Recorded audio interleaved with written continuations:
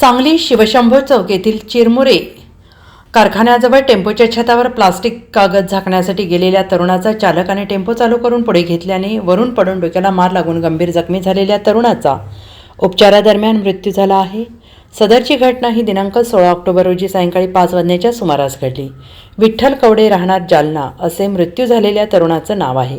या प्रकरणी चुलत भाऊ भगवान विष्णू कवडे राहणार धारकल्याण जिल्हा जालना यांनी सांगली शहर पोलीस ठाण्यात फिर्याद दिली आहे आणि त्यांच्या फिर्यादीवरून पोलिसांनी टेम्पो चालक सहदेव शिवाजी उगले वय 30 राहणार धारकल्याण याच्यावर गुन्हा दाखल केला आहे। याबाबत पोलिसांकडून मिळालेली माहिती अशी की मयत विठ्ठल कवडे ही मूळचे जालना जिल्ह्यातील धारकल्याण गावचे होते। कवडे मालिकेचा आयशर टेम्पो क्रमांक MH21BH 9507 घेऊन दिनांक 16 ऑक्टोबर रोजी सायंकाळी 5 वाजण्याच्या सुमारास संशयित चालक सहदेव उगले याला घेऊन सांगलीतील शिवशंभो चौक येथे असणाऱ्या सूर्यवंशी यांच्या चिरमुरे कारखान्यात आले होते।